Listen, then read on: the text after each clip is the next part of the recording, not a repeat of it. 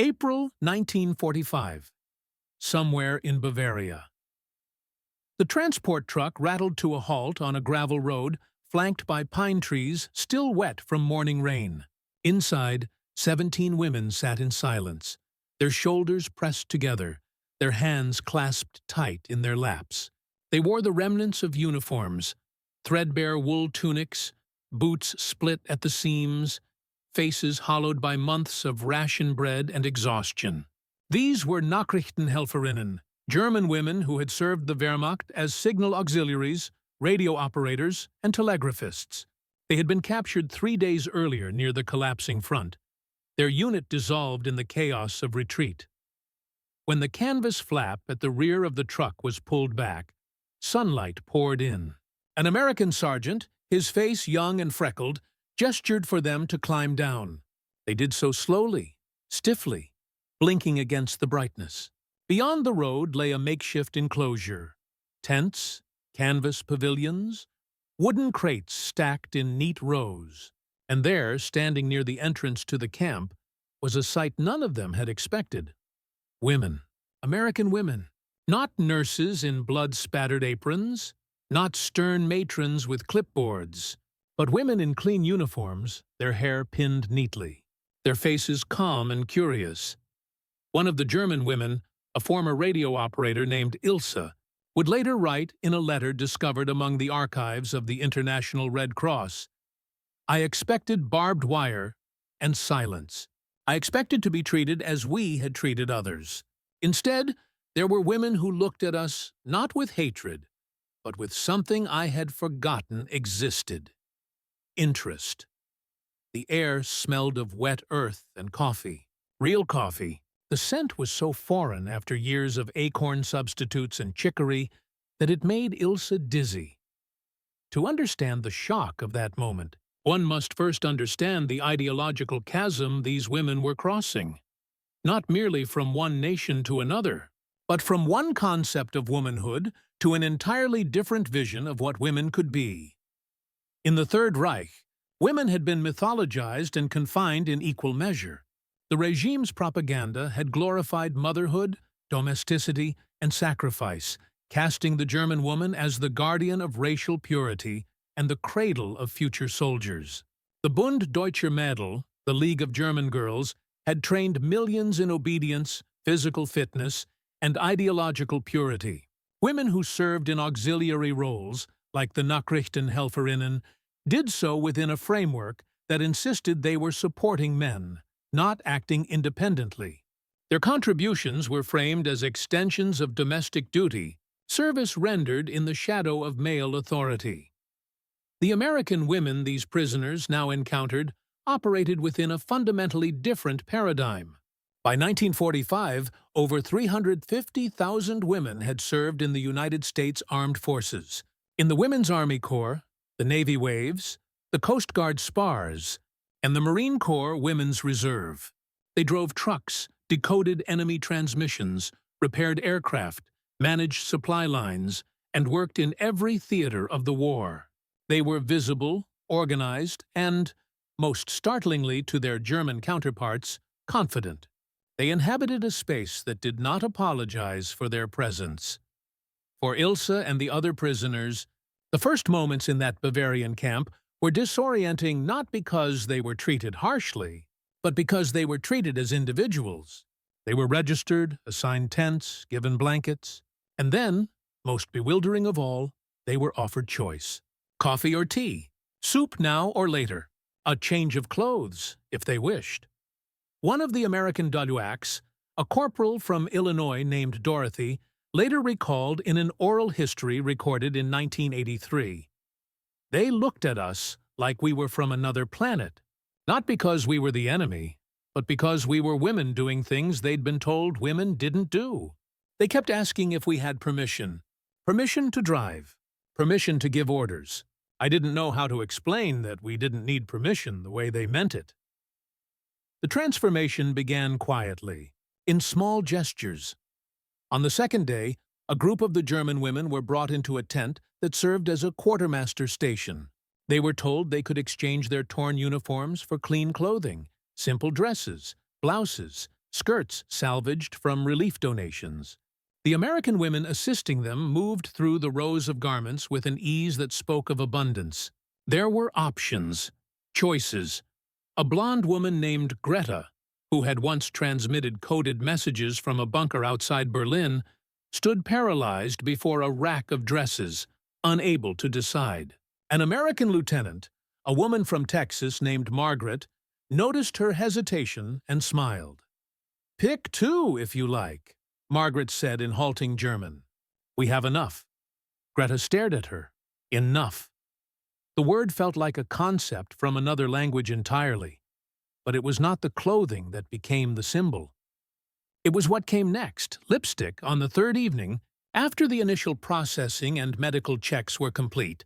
A small group of American women gathered in one of the communal tents where the prisoners had been assigned.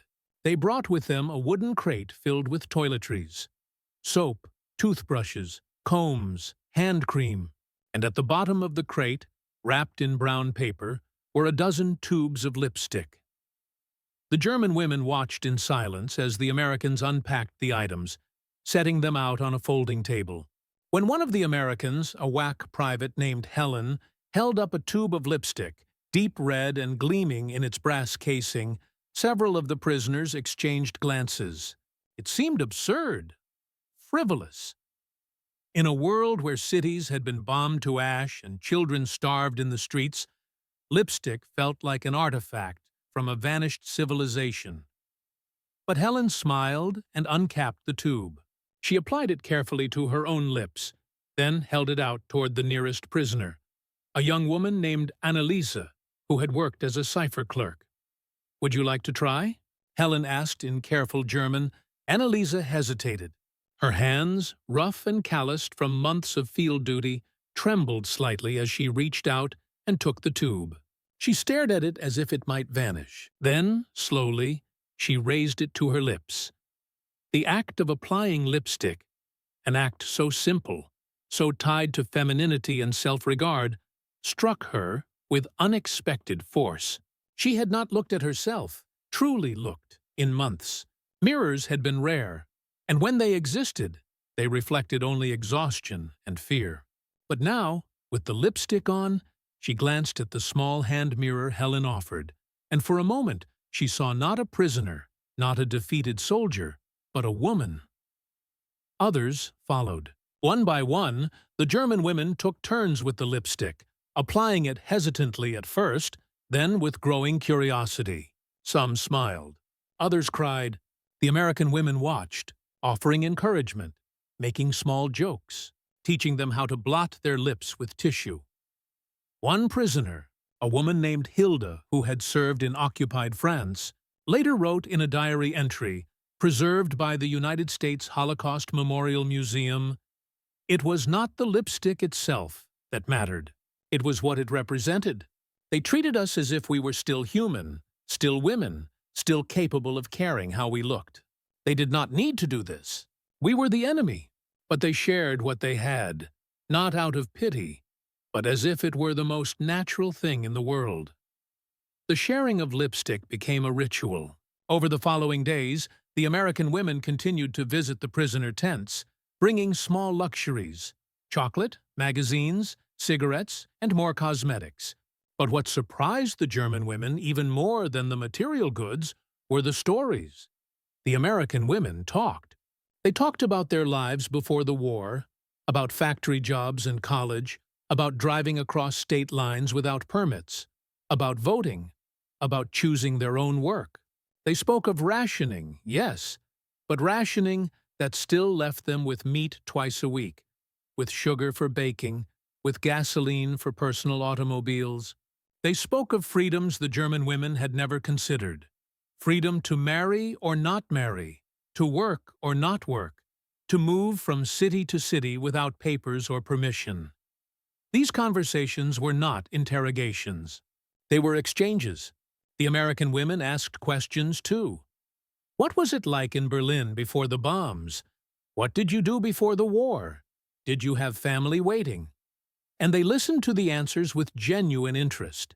For women who had been trained to see the world through the lens of racial hierarchy and nationalist ideology, this was profoundly destabilizing. The Americans did not fit the propaganda. They were not masculinized or corrupted. They were confident, capable, and kind. Dorothy, the corporal from Illinois, recalled one conversation in particular.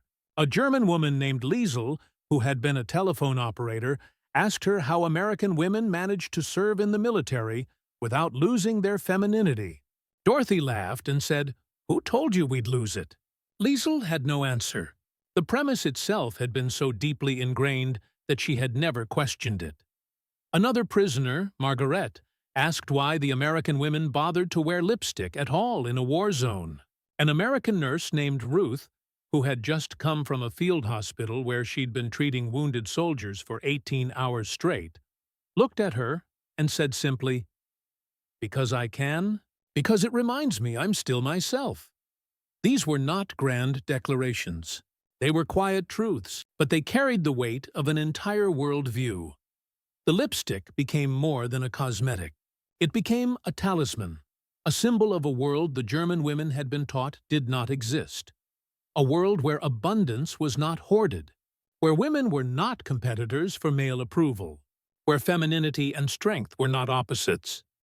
By mid-May, as the war in Europe drew to its official close, the camp had swelled with prisoners, men and women, soldiers and civilians, all waiting to be processed and repatriated.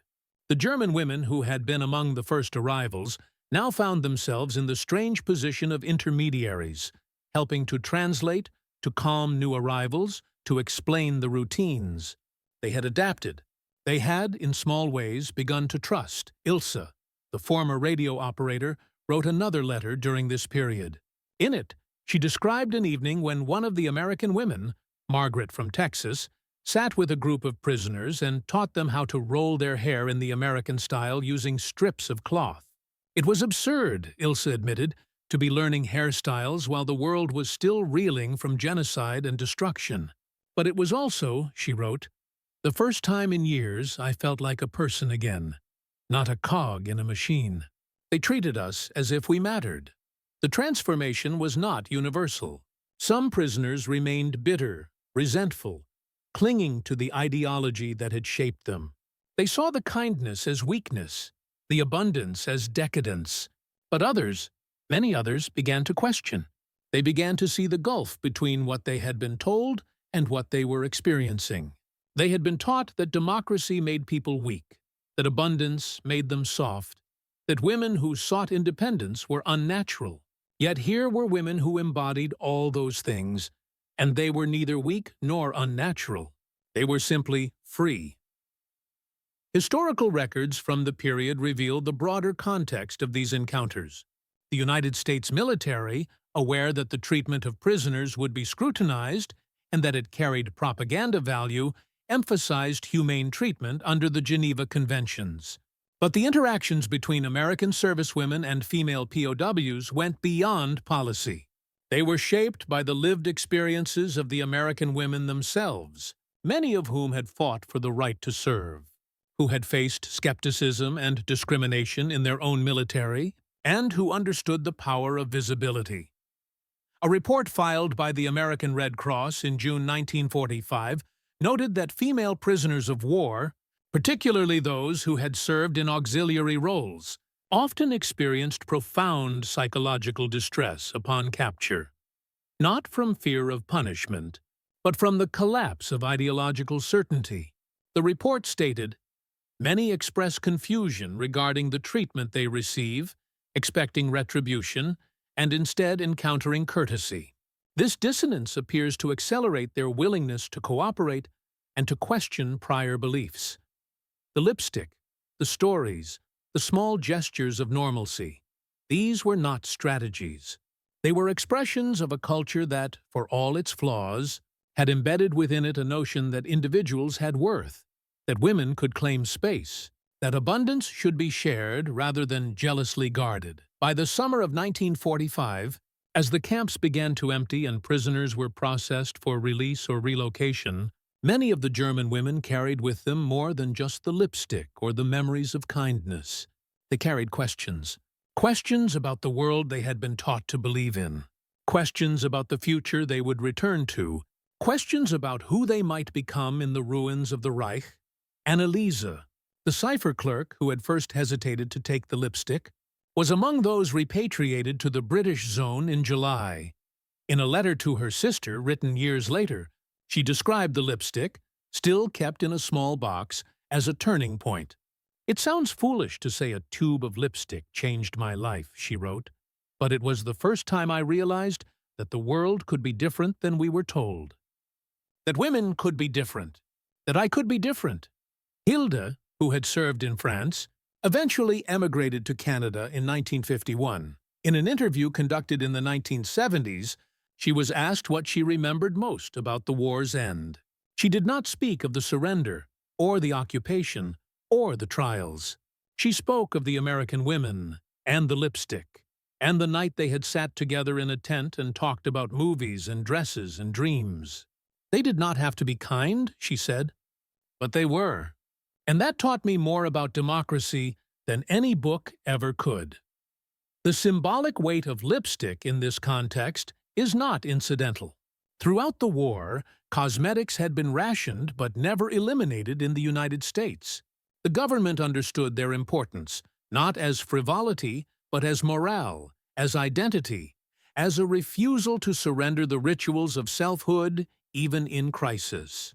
American women war workers famously wore lipstick in factories, on assembly lines, in fields. It was advertised as patriotic, a small rebellion against the drabness of war.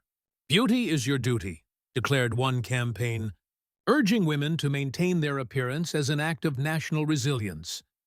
For the German prisoners, accustomed to a regime that had dictated every aspect of appearance and behavior in service of collective ideology, the casual American assumption that a woman might wear lipstick simply because she wanted to was revolutionary. It suggested autonomy. It suggested that the individual will mattered, even in small things, especially in small things. The lipstick became a shorthand for everything else: the coffee, the choices, the conversations, the ease with which the American women moved through the world. It represented a society that, whatever its contradictions and failures, had made space for women to be both strong and soft, both capable and feminine, both citizens and individuals. In the decades that followed the war, as historians sifted through testimonies and archives, the stories of these encounters were often overlooked. The grand narratives of victory and reconstruction overshadowed the quieter truths, the moments when ideology fractured not through speeches or policies, but through the simple act of sharing. Yet these moments mattered. They mattered to the women who lived them, who carried the memory of kindness into the shattered landscapes of post-war Germany. They mattered to the American women, many of whom returned home to a society that still questioned their right to work, to lead, to exist in public space without apology. And they matter now, as we consider the ways that power is not only exercised through force, but through culture, through gesture, through the small decisions we make about how to treat one another. The German women who encountered American servicewomen in those Bavarian camps in the spring of 1945 had expected punishment. They had been prepared for it, perhaps believed they deserved it. What they received instead was something far more transformative. They were treated as human beings. They were offered choice, however small. They were given lipstick, and with it, the suggestion that they were still women, still individuals, still capable of caring about how they looked and how they felt. This was not mercy. It was a different kind of power, the power of a society that, at its best, believed that abundance should be shared, that freedom meant choice, that even enemies could be reminded of their humanity. In a report filed by the WAC detachment at the camp, one officer wrote, "The female prisoners are recovering more quickly than anticipated. Many have expressed surprise at the conditions of their internment. Several have asked how we are allowed to serve and seem genuinely confused by the concept of voluntary enlistment. Morale among our own personnel remains high. The work is exhausting but meaningful. That final phrase, exhausting but meaningful, captures the dual reality. The American women were not saints. They were tired. They were far from home. They were navigating the same bureaucratic frustrations, the same rationing, the same loneliness as their male counterparts. But they also understood, perhaps more clearly than they could articulate, that their presence carried weight, that simply by existing in uniform, by performing their duties with competence, by sharing what they had, they were making an argument about the world, about what was possible, about what women could be, about what a free society looked like. And the German women, watching them, began to understand that argument too. By August, the camp was nearly empty. Most of the prisoners had been released or transferred, returned to families or sent to displaced persons camps to await resettlement. Ilse, the radio operator, was among the last to leave. Before she departed, she was given a small parcel, a care package from the Red Cross containing soap, crackers, tinned meat, and a tube of lipstick. She held the lipstick in her hand for a long time, turning it over, reading the brand name embossed on the brass. Then she tucked it into her coat pocket and climbed onto the transport truck. Years later, in a letter to a niece, she would describe that lipstick as the most valuable thing she had ever owned. Not because of its material worth, but because of what it had represented in that moment. Proof that even in the midst of devastation, there could be kindness, there could be beauty, there could be the possibility of beginning again. She never used it. She kept it in a drawer, wrapped in the same brown paper, until her death in 1987. When her niece found it among her possessions, she almost threw it away. But something in the careful way it had been preserved made her hesitate. She kept it, and eventually she donated it to a small museum dedicated to women's experiences in the war. It sits there now, in a glass case, alongside letters and photographs and bits of uniform. A single tube of lipstick, its contents long dried, its casing tarnished. A small thing, an ordinary thing, but also, in its way, a testament. The story of female prisoners of war encountering American servicewomen in the spring of 1945 is not a story of heroes and villains. It is a story of women on both sides of an ideological divide, navigating the collapse of certainty. The German women had been raised in a system that told them their worth lay in obedience, in sacrifice, in service to the collective. The American women had been raised in a system that, for all its flaws and hypocrisies, insisted that individuals had rights, that women could claim space, that freedom meant the ability to choose one's own path. When these two worlds collided in that Bavarian camp, something shifted. Not dramatically, not all at once, but in the small, accumulating moments. A tube of lipstick passed from hand to hand, a conversation about hairstyles, a question about what it meant to be free. The rigid certainties of ideology began to crack. The German women did not become Americans. They did not abandon their culture or their identity, but they began to see that the world was larger than they had been told, that other ways of being were possible, that the propaganda they had absorbed was not the whole truth. And in that recognition, however painful, however disorienting, there was the seed of something new. The American women, for their part, carried their own lessons from these encounters. Many of them had joined the military with ideals about service and patriotism, but also with practical motivations, education benefits, adventure, the chance to prove themselves. In the camps, they saw the consequences of ideology taken to its extreme, of a society that had subordinated the individual to the state, that had glorified obedience and punished dissent. And they saw, too, how fragile those structures were, how quickly they crumbled when faced with kindness, with abundance, with the simple assertion that people mattered. Dorothy, the corporal from Illinois, returned to the United States in late 1945.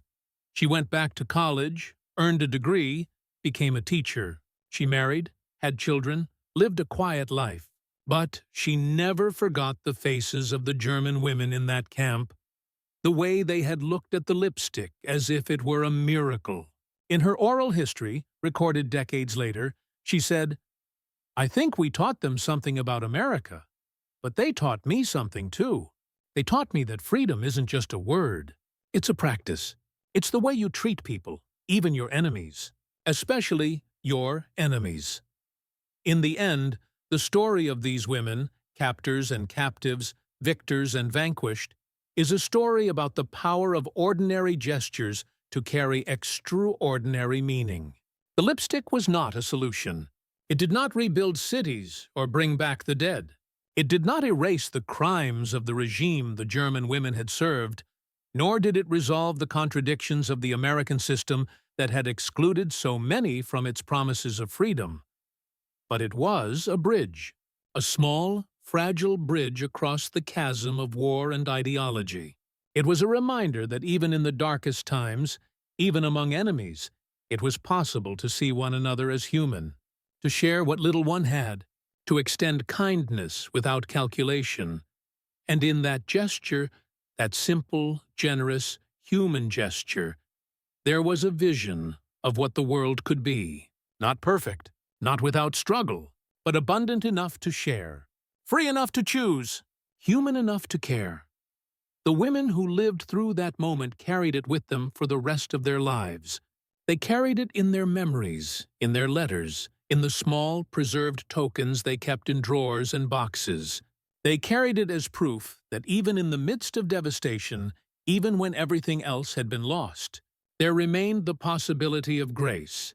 And perhaps that is the truest legacy of those days in Bavaria, when female prisoners of war were stunned to find that their captors treated them not as enemies to be punished, but as women to be seen. Not because they deserved it, but because in the worldview of those American women, everyone did. Because abundance was meant to be shared. Because femininity was not weakness.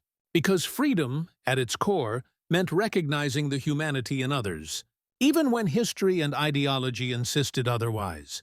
Because sometimes a tube of lipstick is not just a tube of lipstick. Sometimes it is a revolution.